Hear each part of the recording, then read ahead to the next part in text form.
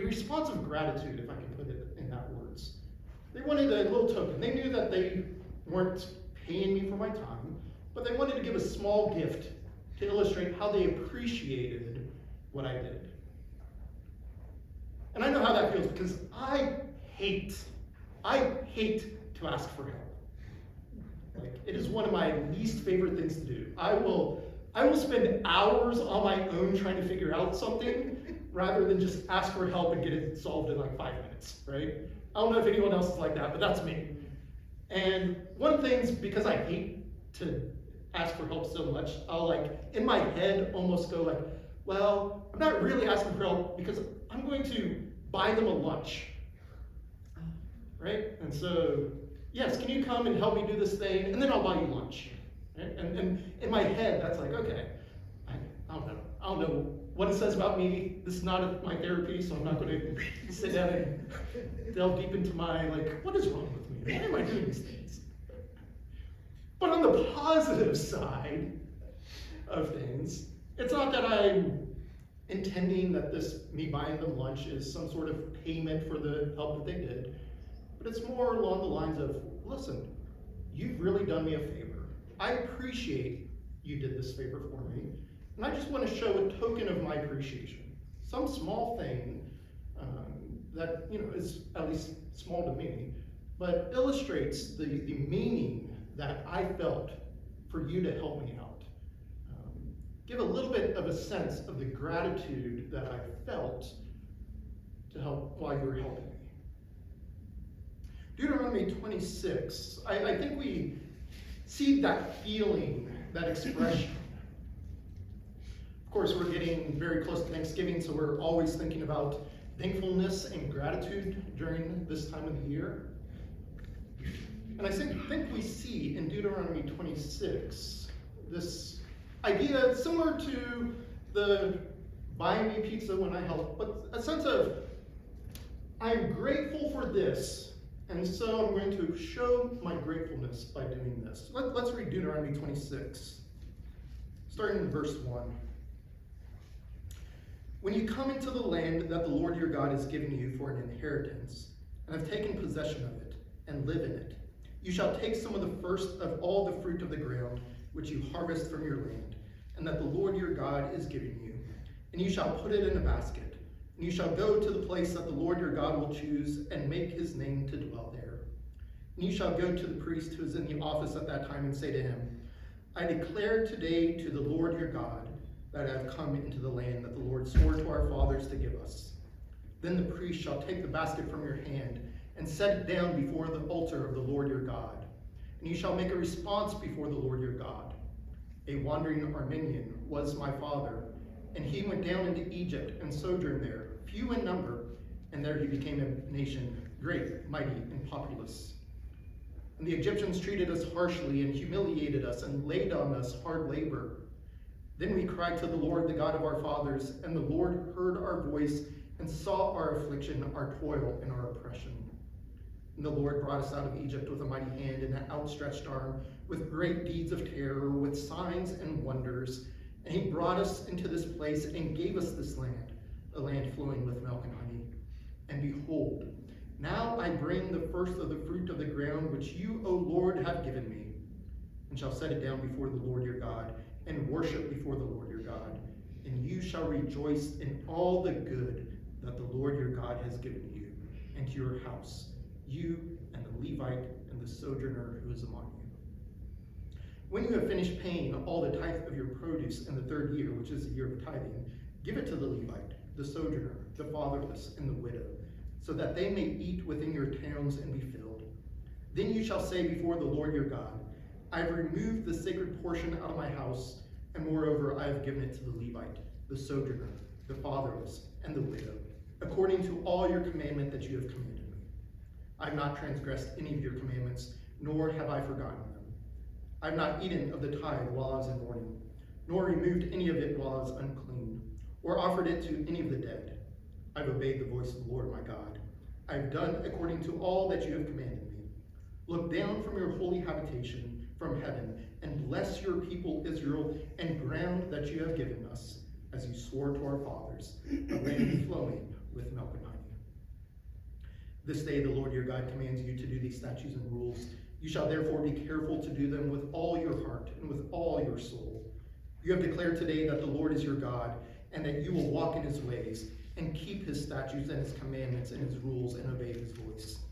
And the Lord has declared today that you are a people for his treasured possession, as he has promised you, and that you are to keep all his commandments, and that he will set you in praise and in fame and in honor high above all nations that he has made, and that you shall be a people holy to the Lord your God, as he promised.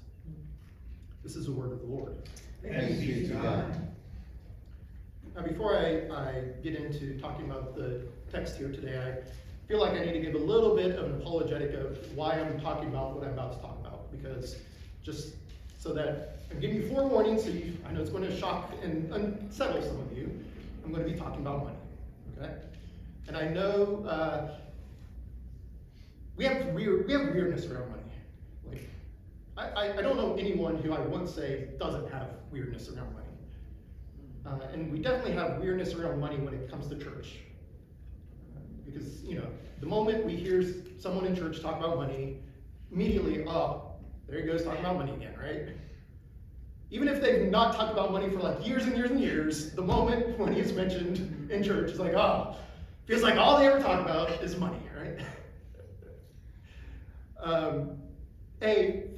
For any of you who've not been here for a while, we hardly ever talk about money in this church. In fact, since 2020, I believe we've only talked about money once, and that was when Pastor Shane was preaching through Malachi, and it was just in the passage, and so we talked about it and moved on. I believe that's the only time in the last 5 years that we've specifically talked about money. So, there. Two, just to alert you, because I know, again, we have a saying of like, follow the money. Who does it benefit? And so sometimes I teach history for those who don't know, and sometimes when we're trying to figure out why are people doing what they're doing in the past, and it's really hard because no one ever admits to, oh, I'm doing this because of this reason.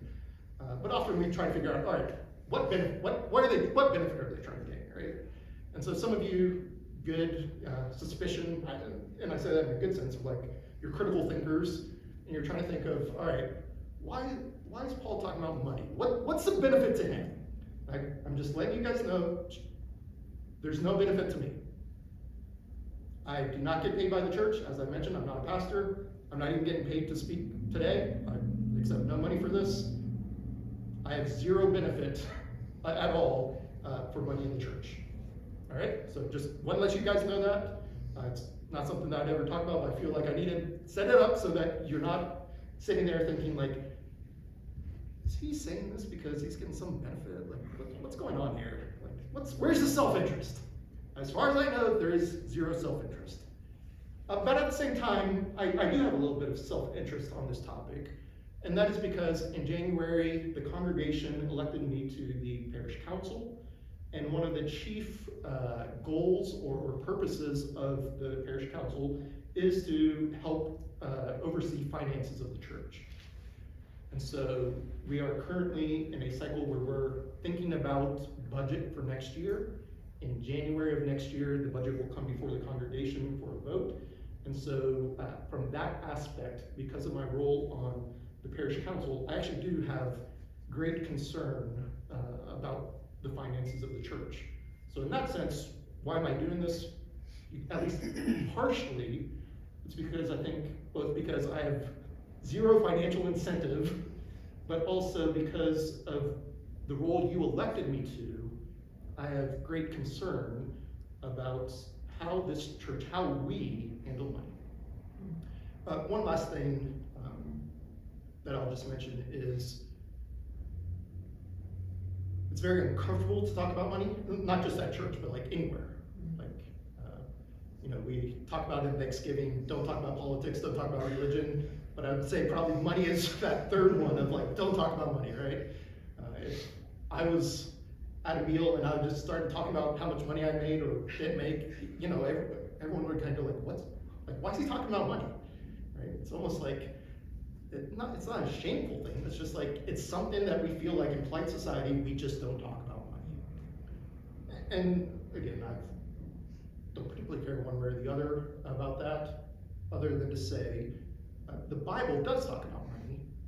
And if we are so culturally concerned about what are people going to think about if we talk about money, then we are failing in our discipleship. Because money is, quite frankly, probably a large part of most of our lives. And if we want to be followers of Christ in our entire lives, that's going to also include being a follower of Christ when it comes to money. So, all that's just kind of my preamble. I wanted to set the stage a little bit of what I'm going to be talking about here in Deuteronomy 26. Deuteronomy 26, so we see two kind of back-to-back stories or commands. As the Israelites who are currently still wandering around, they have yet to enter into the promised land.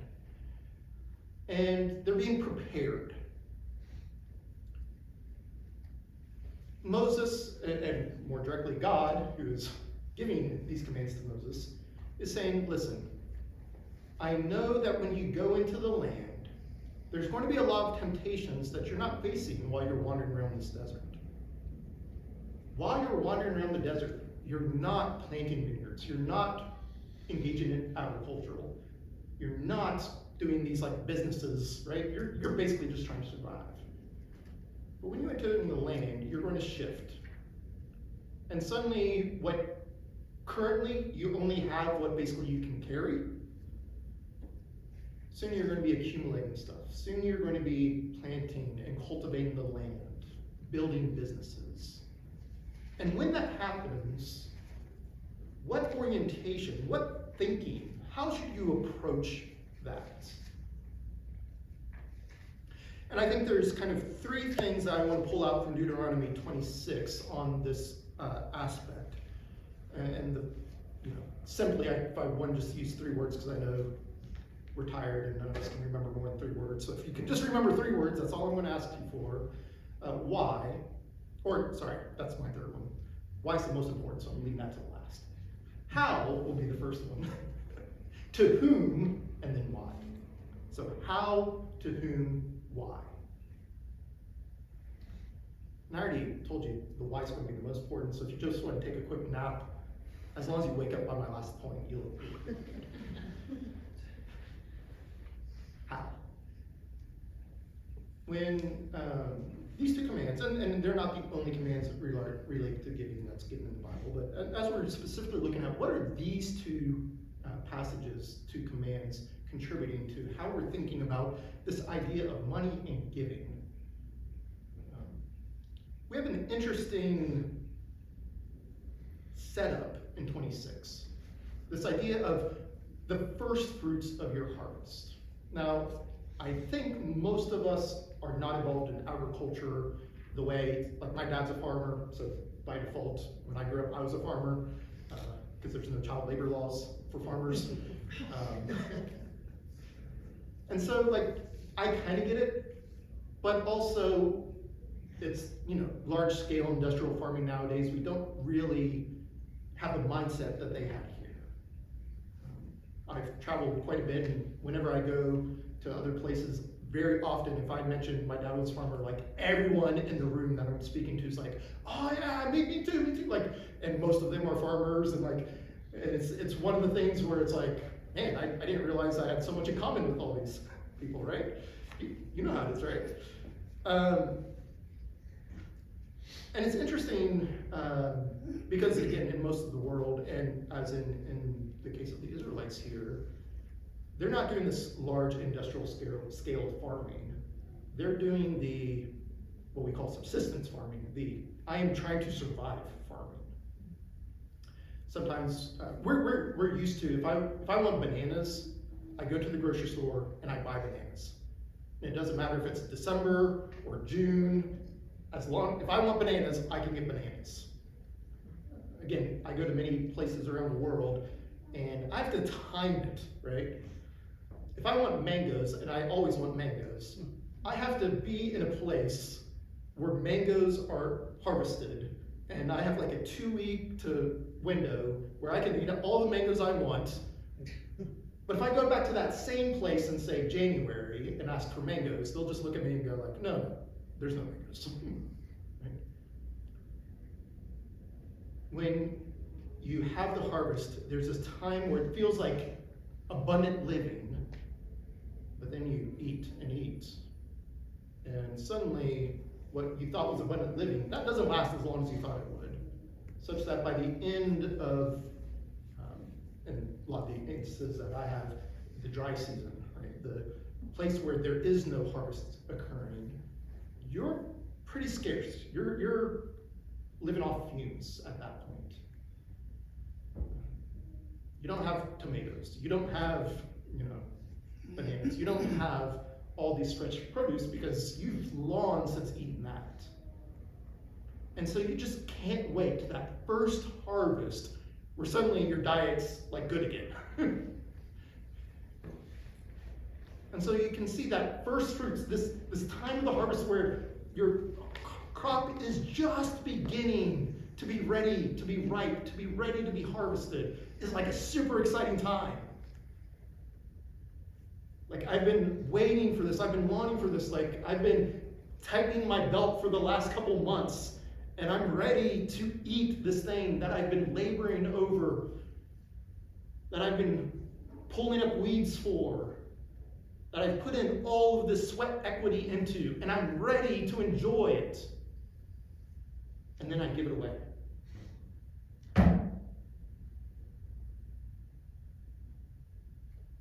No. Why would I give it away? I've worked hard for this. I want to enjoy this. In fact, not me giving it away is actually prolonging my suffering. I'm going another week. I'm going several more days of living off the fumes from my last harvest. Because I'm giving away my new harvest, my first fruits. And so I think in this first kind of story in 26, 1 through 11, one of the things that we have to remember is that they're giving to their own hurt. So this is not a, wait till the end of the harvest and then give away some extra. This is give away the food that you probably need to survive in the hope and expectation that more will become ripe and you'll be able to eat that. But until that happens,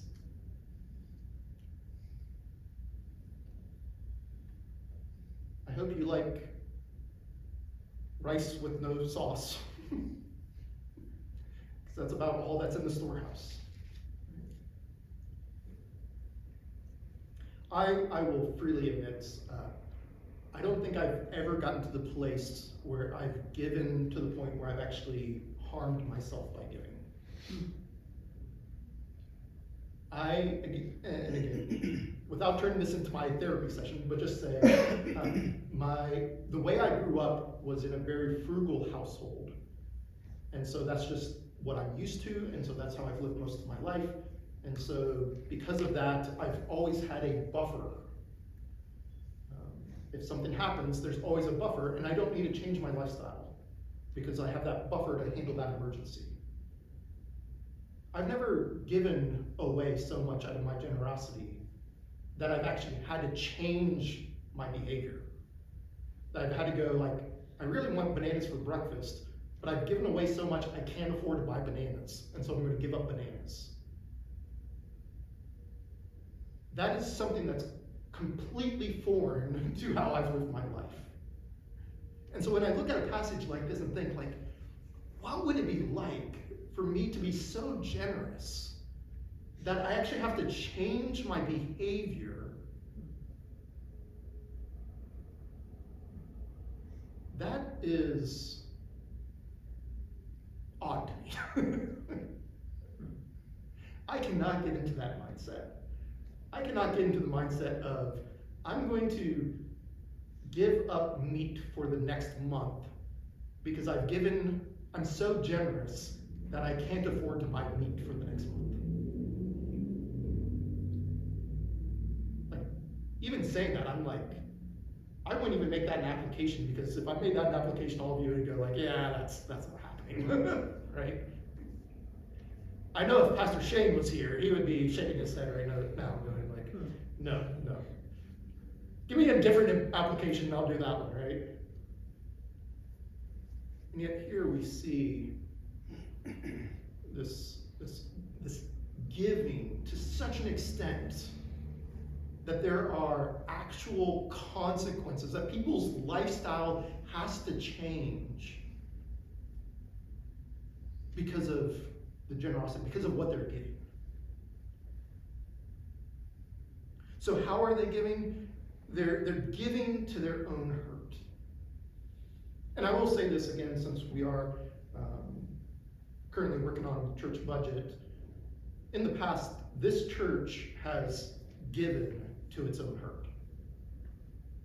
We have been generous as a church in ways that, from a financial planning standpoint, is like, we probably have better things to spend that money on, rather than give it to the diocese, rather than give it to the churches in Rwanda. Was that just last year where we did that? When we were generous in that way, believe me, again, seeing our budget, I don't know, from a responsible standpoint, I'd go like, I don't think we can afford to be generous. And yet we were generous to our own hurt. Our church was unable to do some things that we would probably as a church want to do because we wanted to be generous. And so I say that as a praise of the principle that we've applied as a church, where we have, as a church, done things that from a kind of objective standpoint, we'd go, you shouldn't do that. There's, you need this money to do this instead. And yet we've decided, no, even though we understand that this is going to hurt us, we want to be generous. So how? Being generous to our own hurt, giving to our own hurt. To whom? Now, this is one of those where, again, this is one biblical passage. If we went to different biblical passages, we might get a different answer to this. But the repetition in this passage, I think, is an interesting insight to the direction of the giving. So we see in a couple different places this listed out. So, for example, in verse 12, when you have finished paying all the tithes of your produce in the third year, which is the year of tithing, give it to the Levite, the sojourner, the fatherless, and the widow, so that they may eat within your towns and be filled. That grouping is repeated a couple of times in verse 26. The Levites, the sojourners, the fatherless, the widows. I'm going to tell the story, and don't take this as me criticizing anyone, because I don't know enough to know whether anything other than I'm using a little bit of knowledge I know to make a point that may or may not actually apply to that little bit I know. But I was a missionary many years ago, and I would go around and talk with people and talk with churches, and I was passing through an area and I knew someone, and so they were like, oh, you should talk to my pastor, and I was like, sure, I'll talk to your pastor. So it's kind of a just show up type thing, not really planned. So I give that context to say, I'm not really criticizing, even though it sounds like I'm about to criticize. I'm not really, because again, I don't know anything. Well, that's just a general rule. I don't know anything, but I really don't know anything about this situation. But the pastor was giving me a tour around the church. Nice church, big church, nice church. And one thing he was pointing out was the new playground that they had just built in the church. And again, nice playground. He was saying, we built this because it's attracting people to our communities and families and all that stuff, and great, right?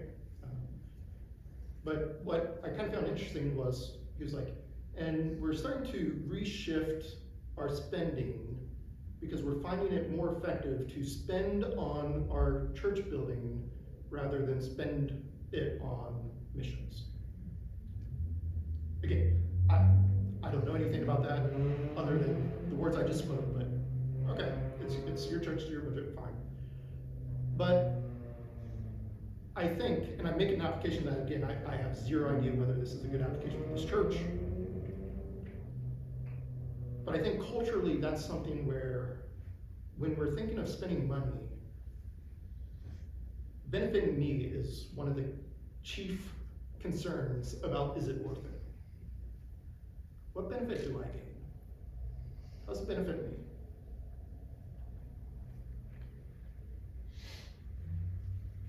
Will it benefit me to have a nice playground in my church more than it benefits me to spend that money on a missionary?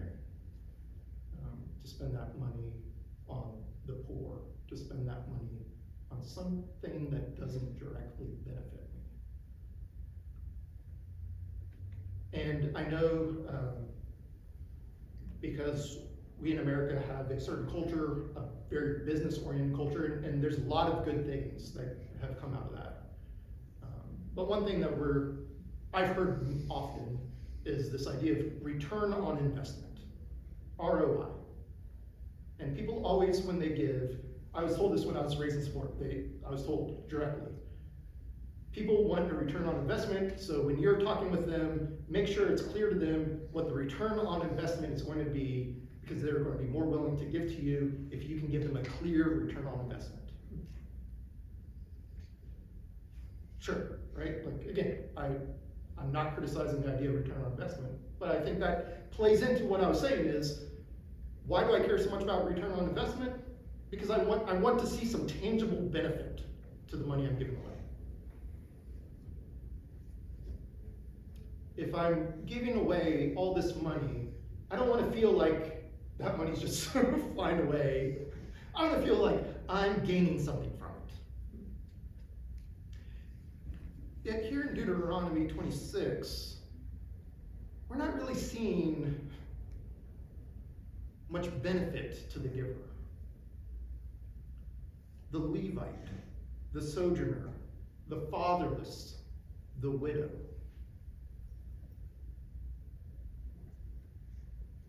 You're probably not gaining much ROI if you're giving money to those groups.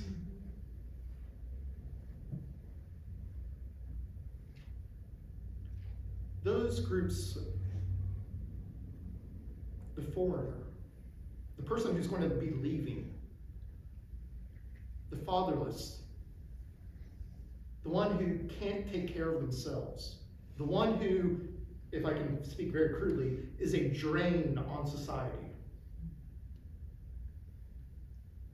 The widow, again, someone who can't take care of themselves, someone who's not a productive member of society, if I can use that language.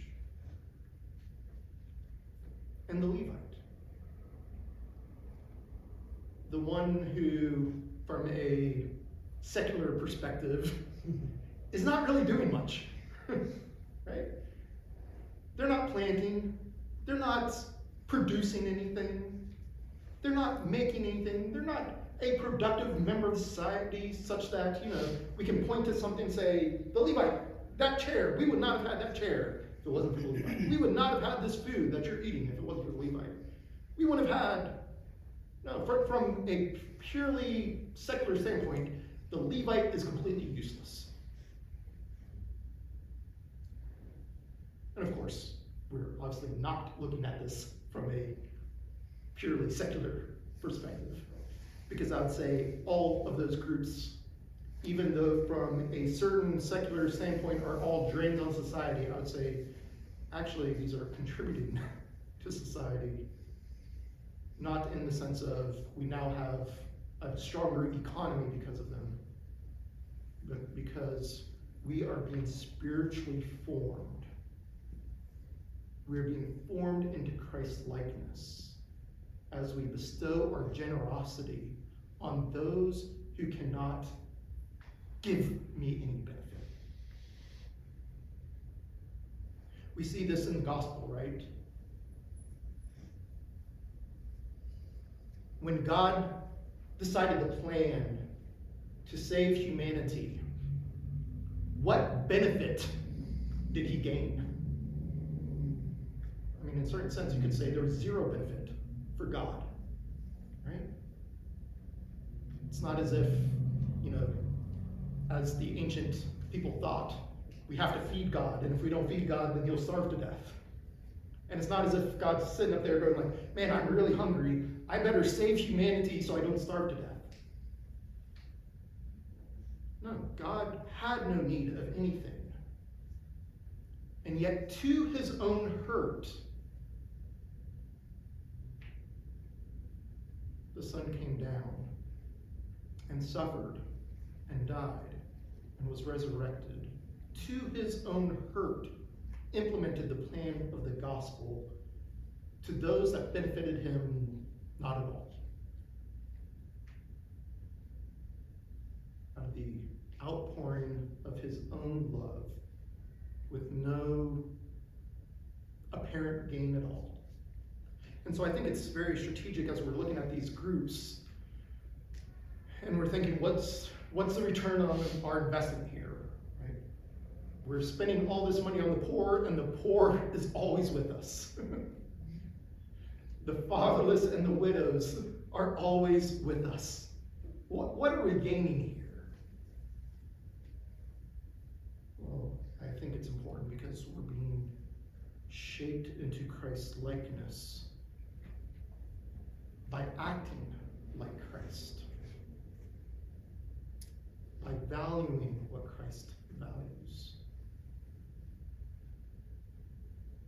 Now, I mentioned that it's really odd and weird for us to talk about money, so I will say this since Pastor Shane's not here, so he doesn't ever have to feel like any obligation to say this.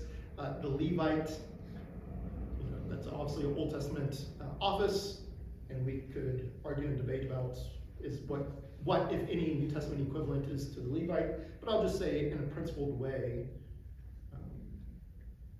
I think we can draw the principle of, we need to take care of our pastor.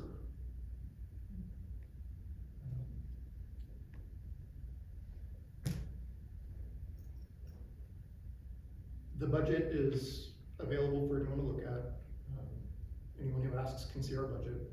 Again, we'll be voting on a new budget in January, so it's no secret what we pay our pastor. I will say, as a personal opinion, I don't think we are caring for him as well as we could or should be. That is my personal opinion. He did not ask me to say that. I didn't tell him I was going to say that. I'm merely expressing a personal, individual opinion on this.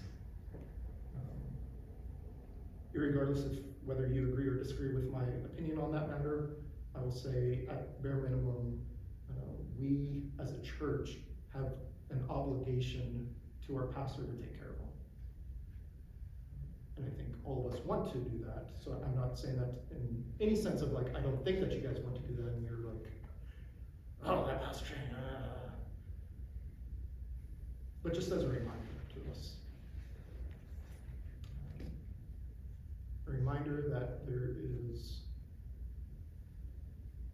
as we're thinking through how am I becoming a good disciple of Jesus Christ? And being a good disciple of Jesus Christ includes being a disciple, having his authority rule over my whole life, including how I spend my money. I just want to put that out there as there's very clear biblical principle, not just in the Old Testament, but in the New as well, that we have a duty of care. And I intentionally am using that strong of language because I think that's language that I can defend as being biblical. And we have a duty of care towards our pastor. Right. So how giving even to our own harm, to whom, the Levites, the sojourners, the fathers, the widows, those who really don't benefit us at all. Why? Why are we doing all this? Now it's very easy, and I think many of us kind of have this idea that all the Old Testament laws are kind of the like that, right? Like, why do you do it? Because you're told to, right? It's the good old child and parent, where the child asks their parent, why? Clean your room. Why? Because I told you, right? But that's not the Old Testament laws. The Old Testament laws are not God just randomly saying, obey this or else. We see especially clear in 1 through 11, but I think also you see very clearly in 12 through the end of the chapter, a very clear explanation of why you should be doing this, why you should be giving. Notice, and I'll just kind of pull out some of the language that's being used in the passage as illustrative examples. Verse 2. Take some of the first of all the fruit of the ground which you harvest from land, that the Lord your God is giving you. And put in a basket. You'll go to the place that the Lord your God will choose and make his name to dwell there. And then when you provide your gift in verse 3, you say, I declare today to the Lord your God that I come into the land that the Lord swore to our fathers to give us. And the priest takes that basket. And then later on, you make a response. Verse 5, a wandering Armenian was my father. He was nothing. He himself was a sojourner, like I just talked about. Someone who seemed to be a drain on society. And yet he went down to Egypt. He lived there. He was few. And then he became great. The Egyptians, verse 6, the Egyptians treated us harshly, humiliated us, laid on us hard labor. Then we cried to the Lord, the God of our fathers, and the Lord heard our voice and saw our affliction, our toil, and our oppression. And the Lord brought us out of Egypt with a mighty hand and an outstretched arm, with deeds of terror, with signs and wonders. And he brought us into this place and gave us this land, a land flowing with milk and honey. And behold, now I bring the first fruit of the ground, which you, O Lord, have given me. Do you see this kind of theme that's running out as someone is bringing their offering, their gift, to the Levites, to the priests? Why? Why are they doing that? Because they're responding in gratitude for what God has already done for them. Right? It can feel from the outside similar to like you're paying your wages, but it's completely different, right?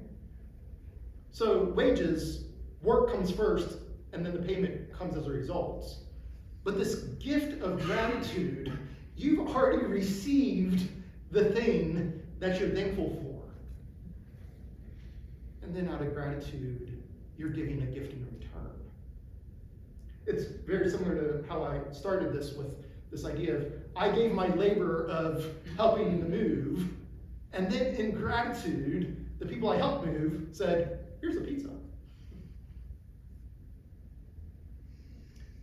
Just like in that, the return gift was not equivalent to the work that I gave, right?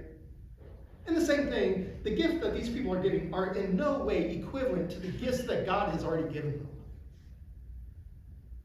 God has brought them out of Egypt, brought them to this land, and provided the food, right? He sent the rains, he sent the sun, he did everything necessary for those crops to grow.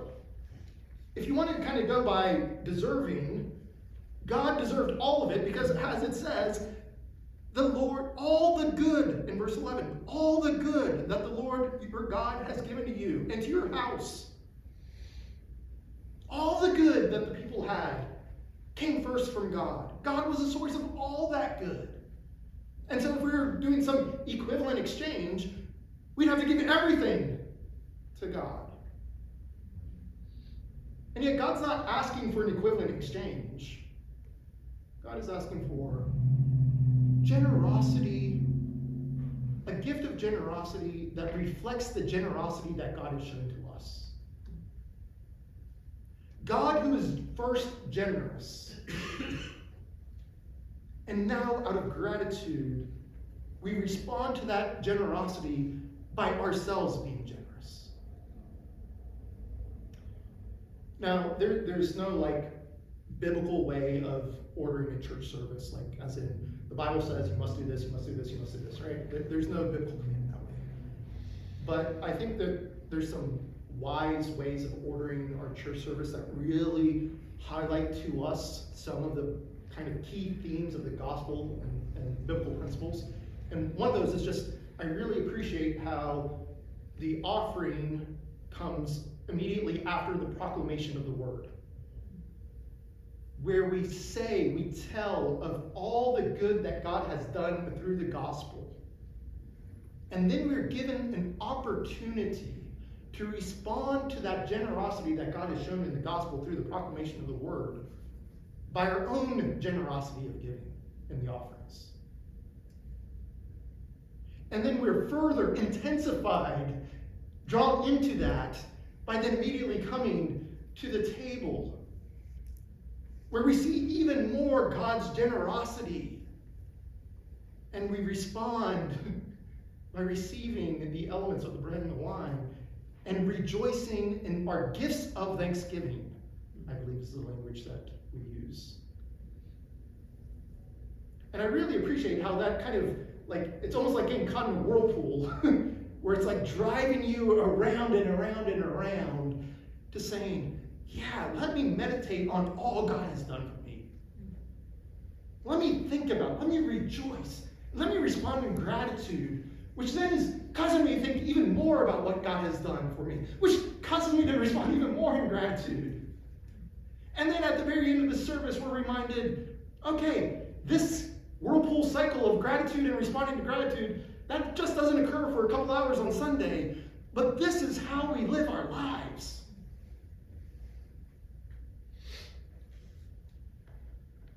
Our celebration does not end. It must be lived.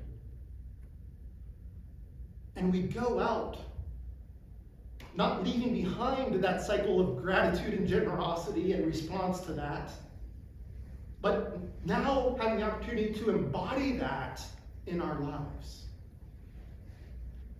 How do we respond in gratitude for all God has done when I am sitting in the most boring meeting ever? And you guys think you're in boring meetings? No. I will take the gold. I will fight you on this. I have the gold medal on boring meetings. And how do I respond in gratitude and generosity for all that God has done for me in the middle of a boring meeting?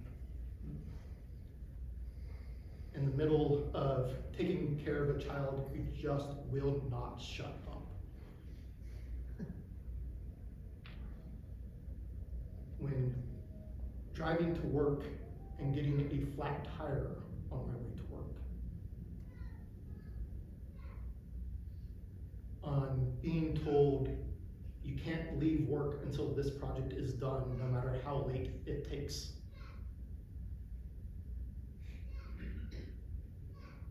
And how does what we do here on Sunday, reflecting on what God has done for us, and learning, being discipled into responding in gratitude,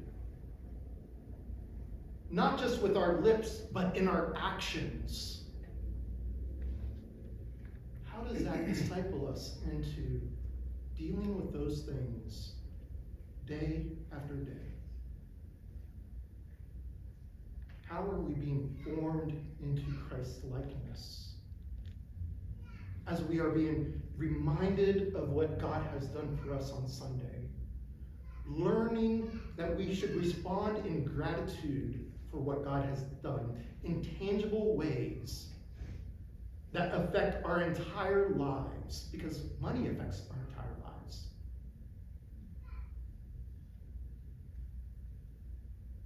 And building off of those live our entire lives responding in gratitude in tangible ways, in thankfulness for what God has done through Christ by the Holy Spirit for us now and forever. Amen. Amen.